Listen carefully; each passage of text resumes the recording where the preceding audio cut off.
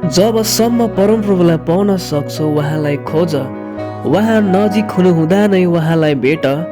दुष्टले आफ्नो बाटो र अधर्मीले आफ्नो विचार त्यागोस् र परमप्रभुतिर फर्कोस् र उहाँले त्यसमाथि कृपा गर्नुहुनेछ। हाम्रा परमेश्वरतर्फ त्यो फर्कोस् र उहाँले त्यसलाई सित्तैमा क्षमा गर्नुहुनेछ। किनकि मेरा विचारहरू तिमीहरूका विचार होइनन् र तिमीहरूका चाल मेरा चाल होइनन्।